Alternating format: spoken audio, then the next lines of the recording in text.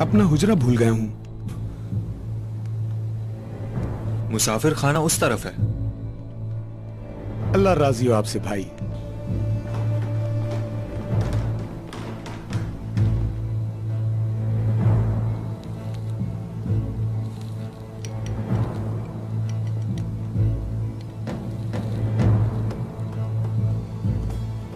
काई कबीले के बहादुर बच्चों, आज तुम्हें एक नई कहानी सुनाऊंगा।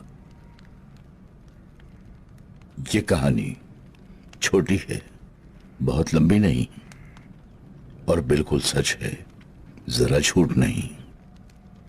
एक ऐसी कहानी जो हकीकत है। ये आज से बहुत साल पहले की बात है।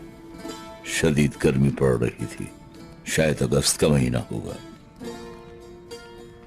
सुल्तान अलप अरसलान और उनका लश्कर मलाजगर्द के सामने आकर ठहरा, और उनके सामने तजुर्बाकार बाज़ंतीनी लश्कर एक सीसा पिलाई दीवार की तरह बेचैनी से मुंतजिर था। पल भर में जमीन को पलट देने वाला, पल भर में आसमान को पटखनी देने वाला लाखों फौजी, और ऐसे मुनज़्ज़म जैसे एक रस्सी में बंधे हों। सफेद आल वाले, सुर्ख दुमों वाले, काली चमड़ी वाले घोड़ों पर सवार, गहरे गहरे सांस लेते हुए, इतने में आले सल्जूक के नाम पर हुक्मरान सुल्तान अलप अरसलान, जो कि खुश्कियों और समुद्रों के हफ्त अक़लीम के और तमाम आलम इस्लाम के अजीम रहनुमा थे। कफन उन्होंने पहना हुआ आसमानी बिजली की तरह कड़कते हुए, हवा से तेज रफ्तार घोड़े पर सवार तलवार लहराते हुए अपने लश्कर के सामने आए। आवाज ऐसी गरजदार जो मैदान जंग के कोने कोने में गूंजे, और फिर उन्होंने खिताब किया, बहादुरों, आज इस मैदान में अल्लाह इज़्ज़जल के सिवा सुल्तान कोई नहीं। वो खुदाए वाहिद है जो तुम्हारे मालो मता का और जानों का और कुल कायनात का मालिक है। आज यहाँ जहाँ तुम्हारी तलवारें दुश्मन के खून से अपनी प्यास बुझाएंगी, अगर कोई जंग नहीं करना चाहता तो वो आजाद है, लेकिन अगर कोई माल गनीमत के लालच में अपनी तलवार चलाएगा, या वो जो नफ्स से मगलूब होकर शोहरत के लिए शमशीर के जौहर दिखाएगा, जो अपनी ताकत के तकब्बुर में सर कलम करेगा, वो सब लोग हम में से नहीं, क्योंकि हमारा मकसद तो फकत रज़ाए इलाही है।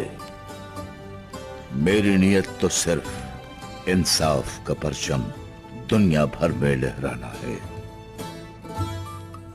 जंग के मैदान में ये बलबलांगेज खिताब सुनकर सारे लश्करी ऐसे जोश में आ गए काई बच्चों कि हर तरफ बस उन अल्लाह के शेरों की आवाजें गूंज रही थीं।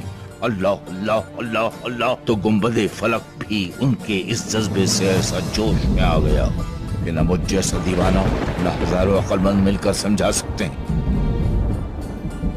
न उसकी तारीफ कर सकते हैं। जंग के मैदान में घोड़े हिनहिनाए, हथियारों ने हजारों के टुकड़े कर दिए, वासिले जहन्नुम हो गए। कितनी ही लाशें पक्की फसल की तरह जमीन पर बिछ गईं।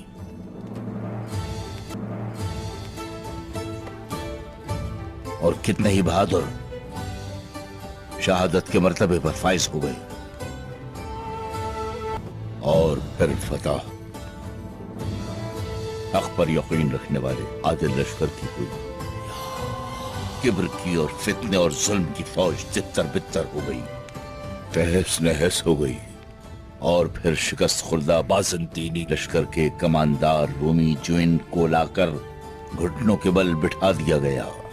मौत के खौफ से लरसते कमानदार की तरफ सुल्तान अलप अरसलान बढ़े और उसके दोनों हाथों को थाम कर उठाया। बोले, तुम मेरे मेहमान हो।